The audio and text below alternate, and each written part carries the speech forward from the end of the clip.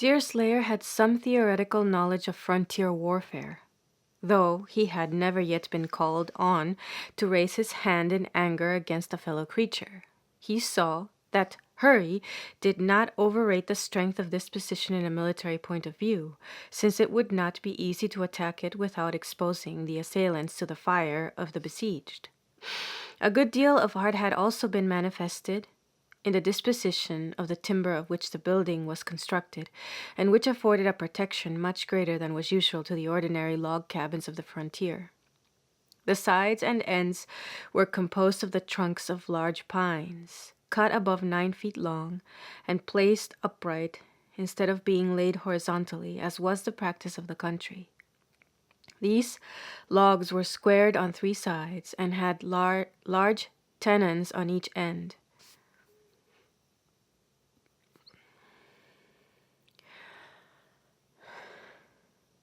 Massive sills were secured on the heads of the piles, with suitable grooves dug out of their upper surfaces, which had been squared for the purpose, and the lower tenons of the upright pieces were placed in these grooves, giving them secure fastening below. Plates had been laid on the upper ends of the upright logs, and were kept in their places by a similar contrivance, the several corners of the structure being well fastened by scarfing and pinning the sills and plates. The doors were made of smaller logs, similarly squared, and the roof was composed of light poles, firmly united and well covered with bark. The effect of this ingenious arrangement was to give its owner a house that could be approached only by water, the sides of which were composed of logs closely wedged together, which were 2 feet thick in their thinnest parts, and which could be separated only by a deliberate and laborious use of human hands, or by the slow operation of time.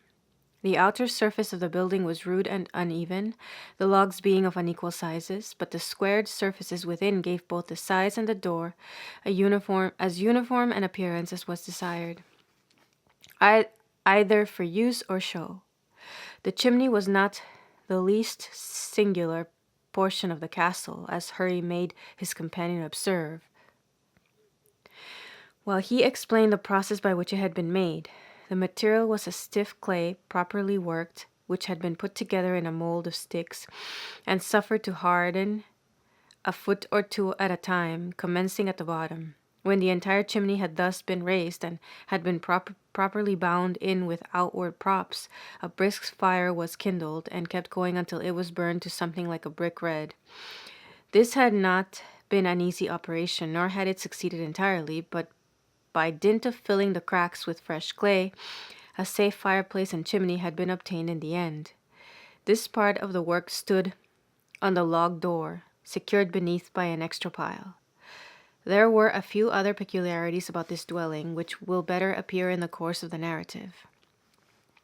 Old Tom is full of contrivances, added Hurry, and he set his heart on the success of his chimney, which threatened more than once to give out altogether, but perseverance will even overcome smoke, and now he has a comfortable cabin of it, though it did promise at one time to be a chinky sort of a flue to carry flames and fire.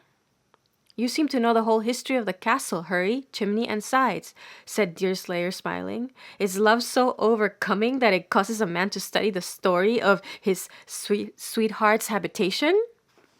Partly that, lad, and partly eyesight, returned the good-natured giant, laughing. There was a large gang of us in the lake the summer the old fellow built, and we helped him along with the job. I raised no small part of the weight of them uprights with my own shoulders, and the axes flew, I can inform you.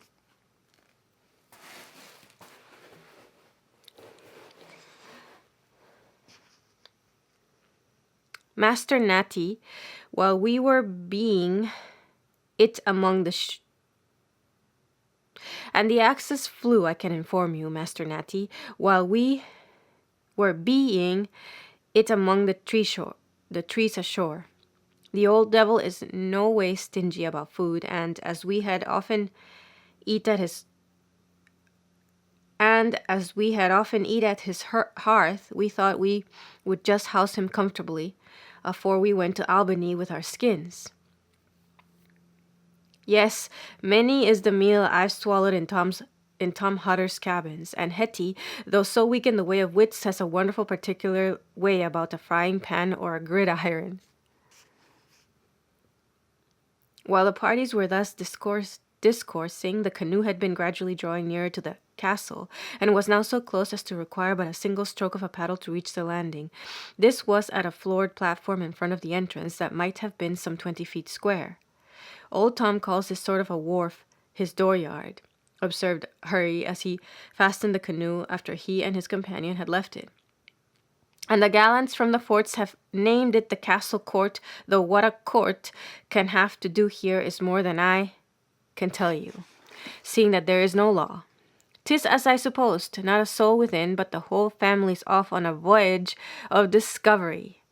While Hurry was bustling about the dooryard, examining the fishing spears, rods, nets, and other similar appliances of a frontier cabin, Deerslayer, whose manner was altogether more rebuked and quiet, entered the building with a curiosity that was not usually exhibited by one so long trained in Indian habits.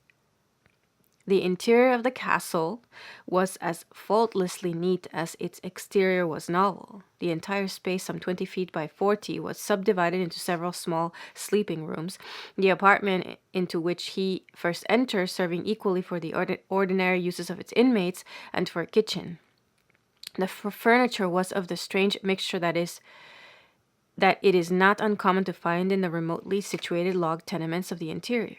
Most of it was rude and to the last degree rustic, but there was a clock with a handsome case of dark wood in a corner, and 2 or 3 chairs with a table and bureau that had evidently come from some dwelling of more than usual pretension. The clock was industriously ticking, but its leaden-looking hands did no discredit to their dull aspect, for they pointed to the hour of 11, though the sun plainly showed it was some time past the turn of the day. There was also a dark, massive chest. The kitchen utensils were of the simplest kind and far from numerous, but every article was in its place and showed the nicest care in its condition. After Deerslayer had cast a look about him in the outer room, he raised a wooden latch and entered a narrow passage that divided the inner end of the house into 2 equal parts. Frontier usages being no way scrupulous,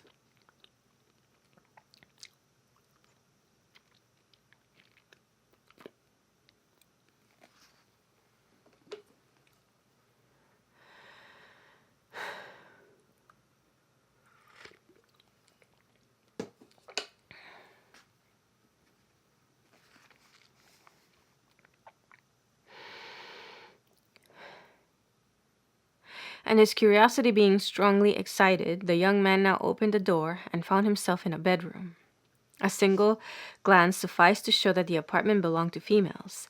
The bed was of the feathers of wild geese and filled nearly to overflowing, but it lay in a rude bunk, raised only a foot from the door. On one side of it were arranged on pegs various dresses of a quality much superior to what one would expect to meet in such a place, with ribbons and other similar articles to correspond. Pretty shoes with handsome silver buckles, such as were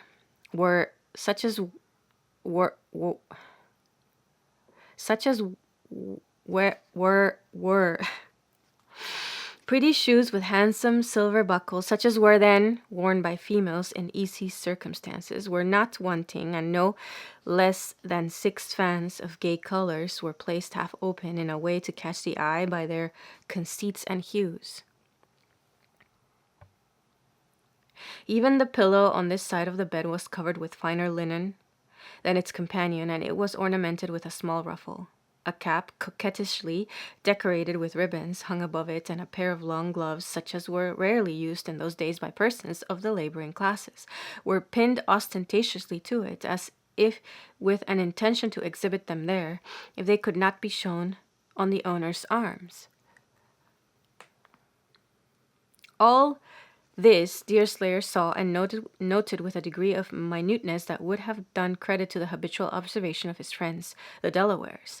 Nor did he fail to perceive the distinction that existed between the appearances on the different sides of the bed, the head of which stood against the wall. On that opposite to the one just described, everything was homely and uninviting, except its perfect neatness, except through its perfect neatness. The few garments that were hanging from the pegs were of the coarsest materials and of the commonest forms, while nothing seemed made for show. Of ribbons there was not one, nor was there either cap or kerchief beyond those which hutters' daughters might be fairly entitled to wear. It was now several years since Deerslayer had been in a spot especially devoted to the uses of females of his own color and race. The sight brought back to his mind a rush of childish recollections, and he lingered in the room with a tenderness of feeling to which he had long been a stranger.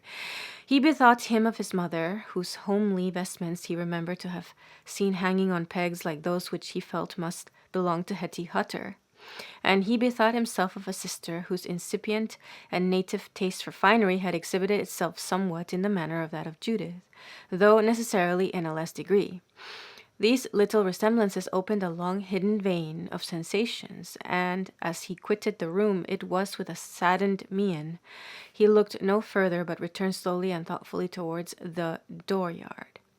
"If old Tom has taken to a new calling, and has been trying his hand at the traps," cried Hurry, who had been coolly examining the borderer's implements, "if that is his humor, and you're disposed to remain in these parts, we can make an uncommon comfortable season of it. For, while the old man and I out-knowledge the beaver, you can fish and knock down the deer to keep body and soul together. I've always give the poorest hunters half a share, but one as active and certain as yourself might expect a full one." "Thank ye, Hurry, thank ye, with all my heart. But I do a little beavering for myself as occasions offer. 'Tis true the Delawares call me the deer slayer, but it's not so much because I'm pretty fatal with the venison as because that while I kill so many bucks and does, I've never yet taken the life of a fellow creature. They say the traditions do not tell of another who had shed so much blood of animals that had not shed the blood of man. I hope they don't account you chicken-hearted, lad. A faint-hearted man is like a no-tailed beaver. I don't believe, Hurry, that they account me as out-of-the-way timorsome, even though they may not account me as out-of-the-way brave, but I'm not quarrelsome, and that goes a great way towards keeping blood off the hands among the hunters and redskins. And then, Harry March, it keeps blood off the conscience too. Well, for my part, I account game, a redskin and a Frenchman as pretty much the same thing, though I'm as unquarrelsome a man, too, as there is in all the colonies. I despise a quarreller as I do a curred dog, but one has no need to be over scrupulsome when it's the right time to show the flint. I look upon him as the most of a man who acts nearest the right, Hurry, but this is a glorious spot, and my eyes never a weary looking at it. 'Tis your first acquaintance with a lake, and these ideas come over us all at such times. Lakes have a gentle character, as I say, being pretty much water and land and points and bays." As this definition by no means met the feelings that were uppermost in the mind of the young hunter, he made no immediate answer, but stood gazing at the dark hills and the glassy water in silent enjoyment. "Have the governors or the king's people given this lake a name?" he suddenly asked, as if struck with a new idea. "If they've not begun to blaze their trees and set up their compasses and line off their maps, it's likely they've not bethought them to disturb nature with a name. They've not got to that yet, and the last time I went in with skins, one of the king's surveyors was questioning me concerning all the region hereabouts. He had heard that there was a lake in this quarter, and had got some general notions about it, such as that there was water and hills, but how much of either he knowed no more than you know of the Mohawk tongue. I didn't open the trap any wider than was necessary, giving him but poor encouragement in the way of farms and clearings. In short, I left on his mind some such opinion of this country as a man gets of a spring of dirty water with a path to it that is so muddy that one mires afore he sets out. He told me they hadn't got the spot down yet on their maps, though I conclude that is a mistake, for he showed me his parchment and there is a lake down on it where there is no lake in fact, and which is about 50 miles from the place where it ought to be, if they meant it for this. I don't think my account will encourage him to mark down another by way of improvement.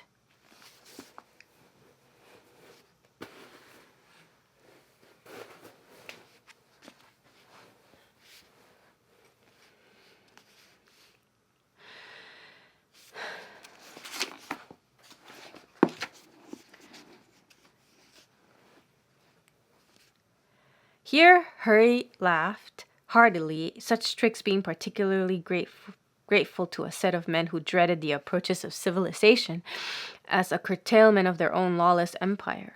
The egregious errors that existed in the maps of the day, all of which were made in Europe, were, moreover, a standing topic of ridicule among them, for if they had not science enough to make any better themselves, they had sufficient local information to detect the gross blunders contained in those that existed.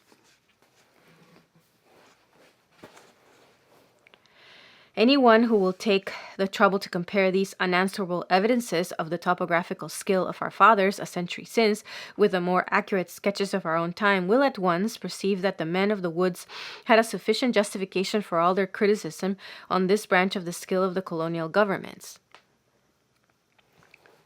which did not at all hesitate to place a river or a lake a degree or two out of the way, even though they lay within a day's march of the inhabited parts of the country. I'm glad it has no name, resumed Deerslayer, or at least no pale-faced name, for their christenings always foretell waste and destruction. No doubt, howsoever, the redskins have their modes of knowing it, and the hunters and trappers, too. They are likely to call this place by something reasonable and resembling. As for the tribes, each has its tongue and its own way of calling things, and they treat this part of the world just as they treat all others. Among ourselves, we've got to calling the place the Glimmerglass, seeing that its whole basin is so often hinged with pines, cast upward to its face as if it would throw back the hills that hang over it.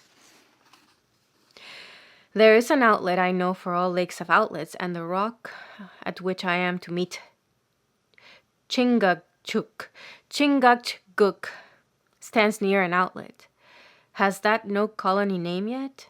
In that particular, they've got the advantage of us, having one end, and that the biggest, in their own keeping. They've given it a name which has found its way up to its source. Names naturally working upstream. Names naturally working upstream. No doubt, Deerslayer, you've seen the Susquehanna down in the Delaware country. That I have, and hunted along its banks 100 times. That and this are the same in fact, and I suppose the same in sound.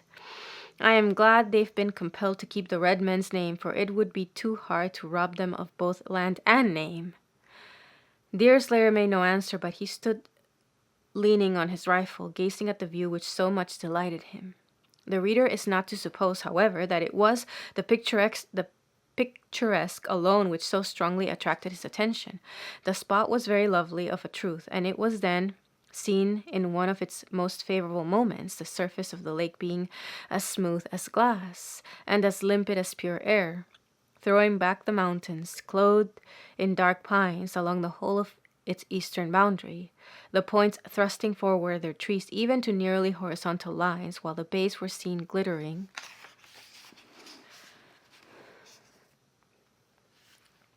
through an occasional arch beneath, left by a vault fretted with branches and leaves. It was the air of deep repose, the solitudes that spoke of scenes and forests untouched by the hands of man, the reign of nature, in a word, that gave so much pure delight to one of his habits and turn of mind. Still, he felt, though it was unconsciously, like a poet also. If he found a pleasure in studying this large, and to him unusual opening into the mysteries and forms of the woods, as one is gratified in getting broader views of any subject that has long occupied his thoughts, he was not insensible to the innate loveliness of such a landscape neither, but felt a portion of that soothing of the spirit which is a common attendant of a scene so thoroughly pervaded by the holy cairn of nature.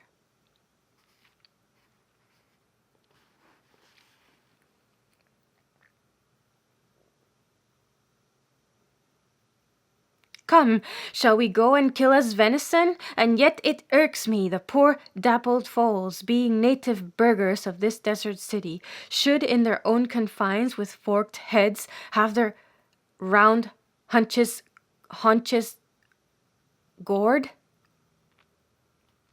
As you like it. Hurry, Harry thought more of the beauties of Judith Hutter than of those of the Glimmerglass and its accompanying scenery. As soon as he had taken a sufficiently intimate survey of floating Tom's implements, therefore he summoned his companion to the canoe, that they might go down the lake in quest of the family. Previously to embarking, however, Hurry carefully examined the whole of the northern end of the water with an indifferent ship's glass that formed a part of Hutter's effects. In this scrutiny, no part of the shore was overlooked, the bays and points in particular being subjected to a closer inquiry than the rest of the wooded boundary. "'Tis as I thought," said Hurry, laying aside the glass. "The old fellow is drifting about the south end this fine weather, and has left the castle to defend itself. Well, now we know that he is not up to this away, 'twill be but a small matter to paddle down and hunt him up in his hiding place." "Does Master Hutter think it necessary to burrow on this lake?" inquired Deerslayer, as he followed his companion into the canoe. "To my eye it is such a solitude as one might open his whole soul in, and fear no one to disarrange his thoughts or his worship." "You forget your friends the Mingos and all the French savages. Is there a spot on earth, Deerslayer, to which them disquiet rogues don't go? Where is the lake or even the deer lick that the blackguards don't find out, and having found out, don't sooner or later discolor its water with blood?" "I hear no good character of them, certainly, friend Hurry, though I've never been called on yet to meet them, or any other mortal on the war-path.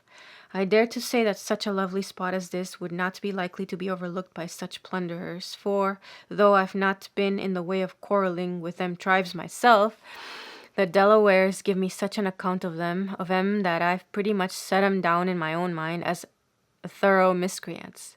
You may do that with a safe conscience, or for that matter any other savage you may happen to meet." Here Deerslayer protested as they went paddling down the lake. A hot discussion was maintained concerning the respective merits of the palefaces and the redskins. Hurry had all the prejudices and antipathies of a white hunter who generally regards the Indian as a sort of natural competitor, and not unfrequently as a natural enemy.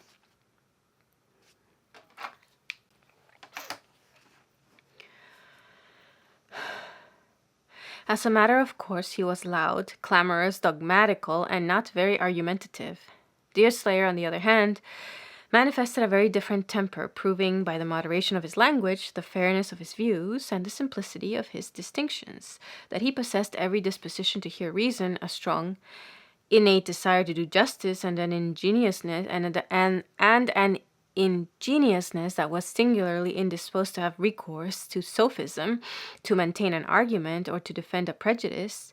Still, he was not altogether free from the influence of the latter feeling. This tyrant of the human mind, which ruses on its prey through 1,000 avenues, almost as soon as men begin to think and feel, and which seldom relinquishes its iron sway until they cease to do either, had made some impression on even the just propensities of this individual, who probably offered in these particulars a fair specimen of what absence from bad example.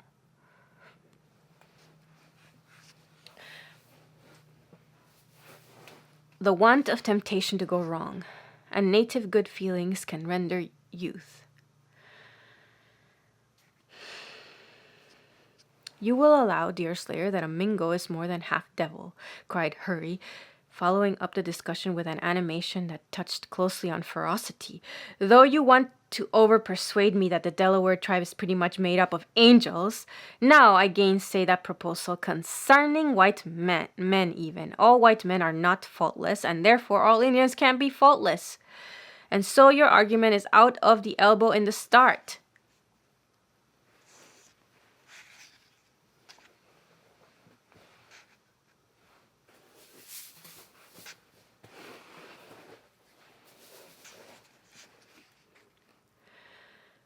But this is what I call reason. Here's 3 colors on earth: white, black, and red. White is the highest color and therefore the best man. Black comes next and is put to live in the neighborhood of the white man as tolerable and fit to be made use of. And red comes last, which shows that those that made him never expected an Indian to be accounted as more than half human. God made all 3 alike. Hurry. Alike? Do you call a nigger like a white man or me like an Indian? You go off at half cock.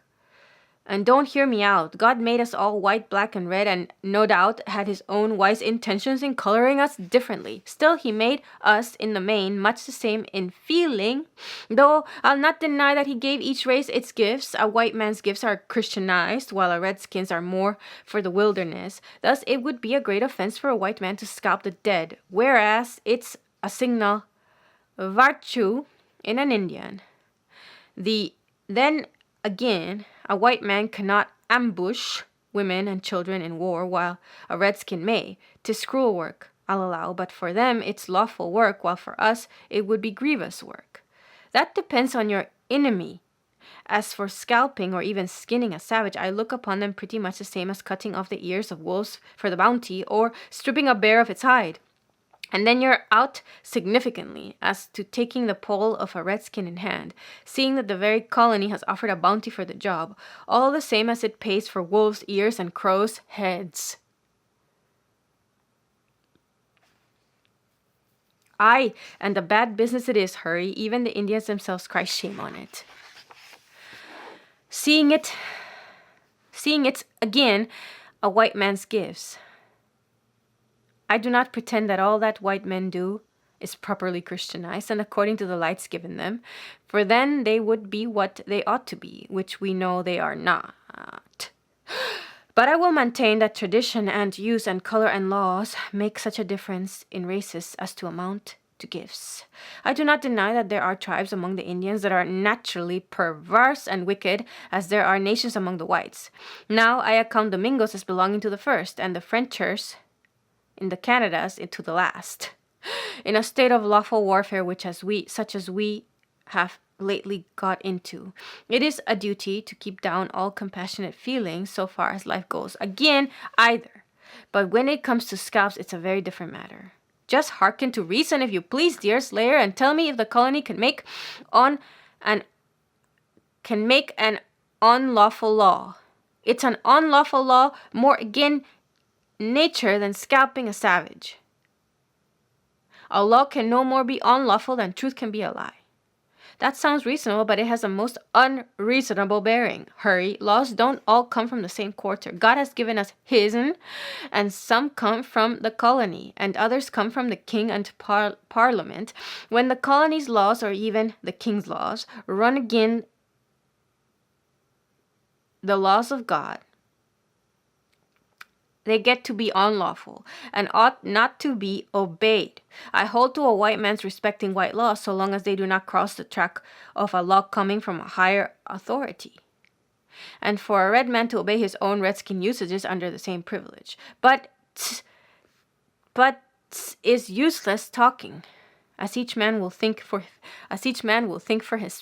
himself, and have his say agreeable to his thoughts. Let us keep a good lookout for your friend Floating Tom, lest we pass him, as he lies hidden under this bushy shore.